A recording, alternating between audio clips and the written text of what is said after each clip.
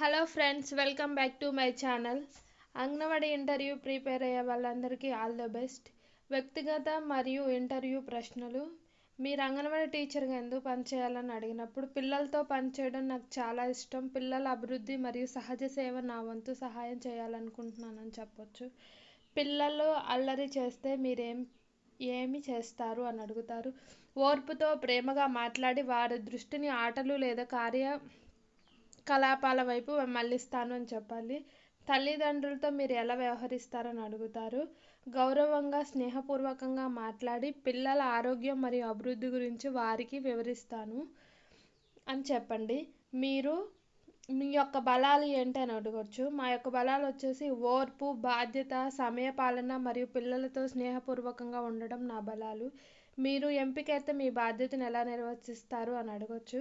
నిజాయితీగా, క్రమశిక్షణతో మరియు బాధ్యతగా నా విధులను నిర్వర్తిస్తాను అని చెప్పండి. విధులు మరియు నిర్వహణ.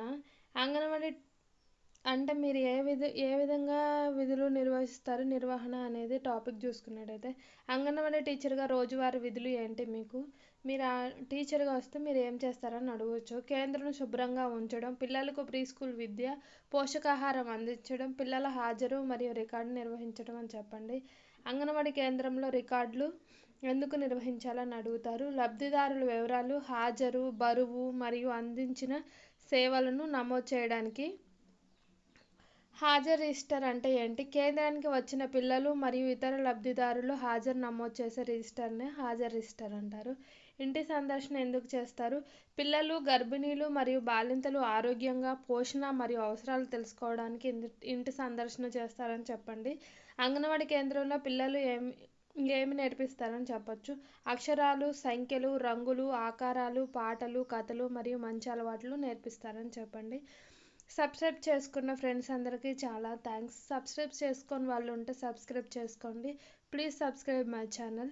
నేను కూడా అంగన్వాడీ ఇంటర్వ్యూకి ప్రిపేర్ అవుతున్నాను కాబట్టి నేను ప్రిపేర్ అయ్యేది మీకు కూడా పీడిఎఫ్ రూపంలో ప్రిపేర్ చేసి ఇస్తే కొంచెం ఉపయోగం ఉంటుందని, మీరు కూడా చాలా హ్యాపీగా ఫీల్ అవుతారని, మీరు కూడా ఈ విషయాన్ని నేర్చుకోగలుగుతారని, నాతో పాటు మీరు కూడా నేర్చుకుంటారని నేను ఒక చిన్న హోప్తో చేస్తున్నాను.